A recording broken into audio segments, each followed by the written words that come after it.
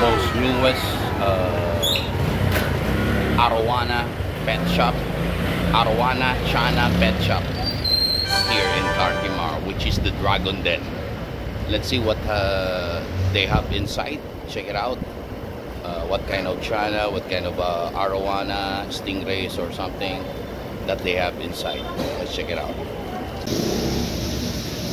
So ladies and gentlemen, family, I'd like to introduce for you one of the co-owner of the pet store, which is the newly pet store here in Cartimar, which is the Dragon Den. Sir, we would like you can introduce yourself.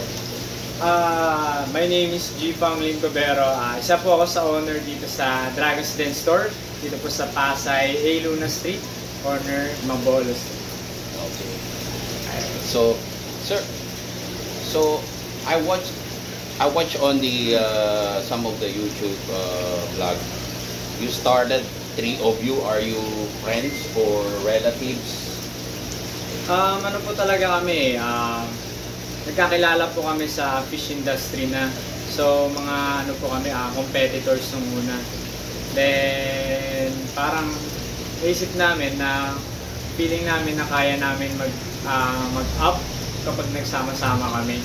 So tinry namin, nagsama-sama kami sa isang transaction. Then so far okay naman hanggang ngayon.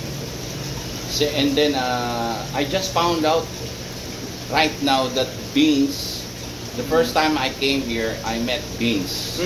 And I just found out that this is from Visayas region, Iloilo or Bacolod. Bacolod. Alright. So, but the other co-owner is who's the other co-owner? Siya naman galing sa Laguna. Laguna. So magkakalayo kami. And you're from here? Dito naman ako, Pasay. Okay. So magkakaibang lugar. Malayo. Okay. So every week or every month, tell us about the livestock that you have, the special routine. And actually, Mr. Lee from Vietnam, half Vietnamese, half Filipino. Am I right? Mr. Lee? Yeah, the shipper. Your si shipper is Lee. Yun. Filipino yan. Filipino, alright, okay. And tell us about the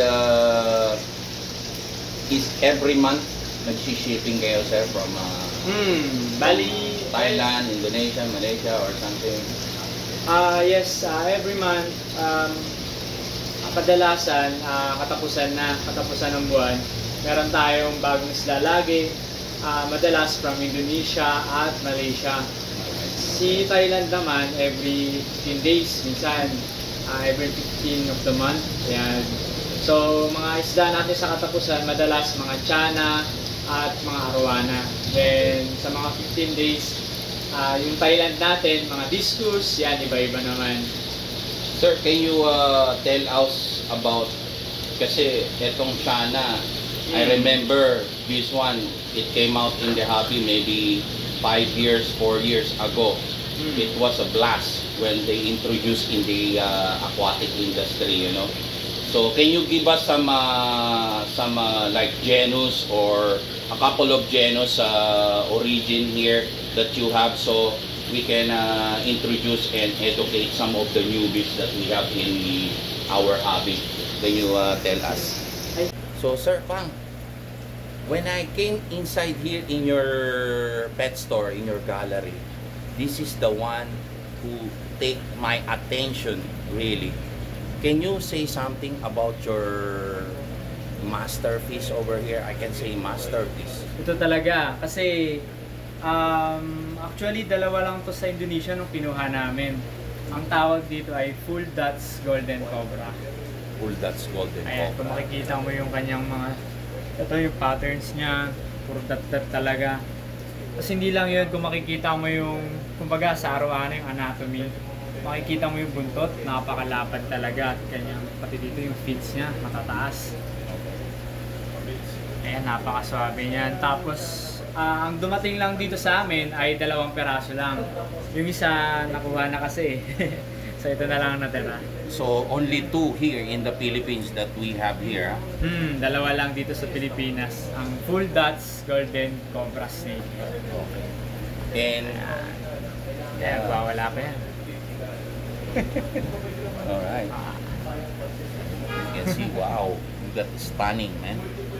And here, sir, you have some, I can say, juvenile over here. Ito naman, isa sa pinakasikat dito sa ating mga dwarf snakehead. Ang tawag dito ay Rainbow Bleheri. Rainbow Bleheri. Yung itsura ng Rainbow Bleheri ay madalas ay nagkakaroon ng kulay blue sa kanilang fins.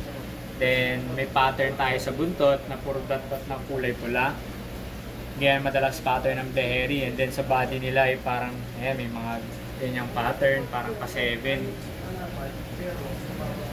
Hanggang ano lang yan maabot lang sila ng 7 to 8 inches.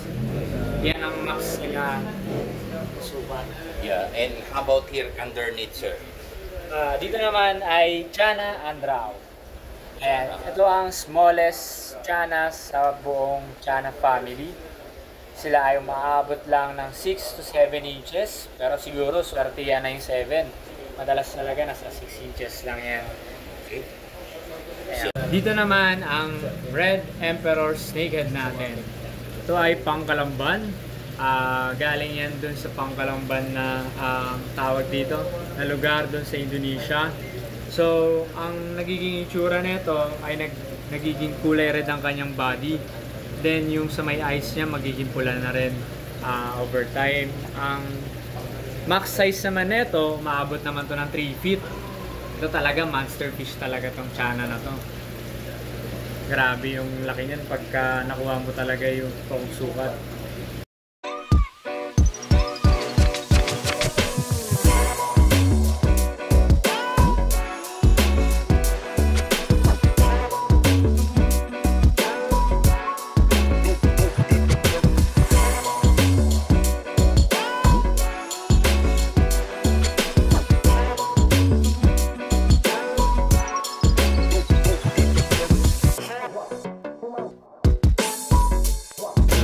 Albino Silver Arowana.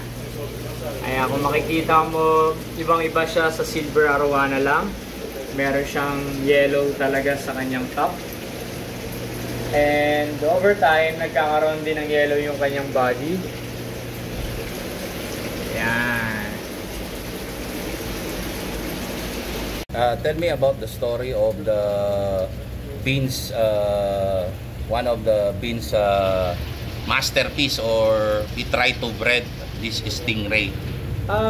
Actually, yung first na breed ni Vince is ubos na. Alam ko second na to eh. Second Wala, parang iba na sa iba second na batch. Oh, okay. Parang So ginawa this is namin not sa actually one of the Beans bred of a stingray. So different stingray na to, sir. Different na. Ayan, pero hybrid. They have also stingray over here, which is black diamond, or hybrid black diamond. hybrid black diamond. Can I ask you something, sir? In peso, how much is it? Ang hybrid black diamond natin, sa ganyang pattern, pina-price namin siya ng 11,000 pesos. So in dollar is like $210 or let's say $210. You know why I came here? Actually, first time I came here when I met Beans. This is the one who get my attention here, which is the platinum. I believe platinum Chana. Yeah? Ayan. Kami lang nakapagpauwi nito, itong Platinum Asiatica. Ayan, kung makikita mo, kahit naka-dark substrate yan, hindi nagbabago yung kulay niya sa kanyang body. Still white pa rin, platinum talaga. Believe me guys, when you see this in person, you're gonna get attracted in this Chana. Platinum Chana, sir. I can imagine when you put this in the black background, you have a black sand and you have a driftwood on it, a little bit of planted on rocks. It's amazing. I can imagine. Yun talaga. Kasi kung about this one, sir? This one is Asiatica pure white spot. Yung pattern niya is puro white talaga. Yan, napaka-solid ng patterns. Then this one is Leucistic Asiatica. dito mo mako-compare yung platinum natin. So yung kulay ng leucistic, ito naman tayo sa So, platinum. may similarity sila, sir. Hmm. Okay. And this one is the same thing. Leucistic. Same thing. And this one, sir, is Yan yung mga white spot. white spot. Okay. Dito naman tayo is white spot gondrong. Gondrong asiatica. Gondrong meaning high fin. So kung makikita mo yung fins Sir, niya, eto, san, napakataas. where this came from, sir? This came from Indonesia. Indonesia. Mm. Okay. Also Same na yung Bleheri lang din. very. And same. So this one is Red Emperor, sir. Red Emperor Yes, dito is Red Emperor Snakehead. snakehead. Ayan, kapwas naman siya. Then, ang max size nito, same lang din sa pangkalamban natin, maabot ng 3 feet. Or kung swerte, aabot ng 4 feet.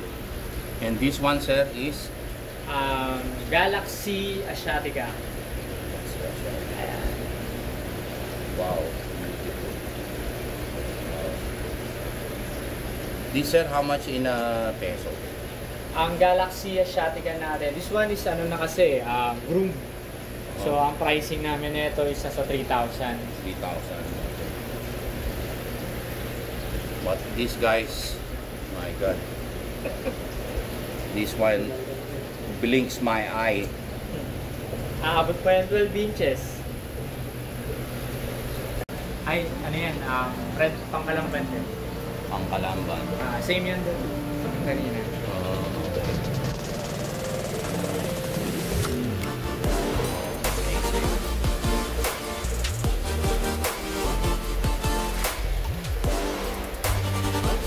Nawala yan.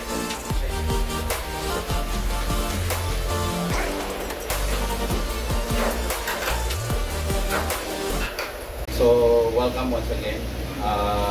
I have some question about this channel, so we can introduce in the hobby. Actually, from the newbies, hobbyists. So it's knowledge for them before they go on this hobby. It's not only just you going on that hobby and then you don't have any knowledge about it. It's like impulse buying. So it's better we educate the newbies. So before they come on this hobby, they can know something like basic knowledge about the Chana. So Mr. Pang, one of my questions is about the snakehead and Chana, because this one, when I found out on the YouTube or the video, I already see Chana. So what is Chana and what is snakehead? Do they have a similarity or is it the same thing?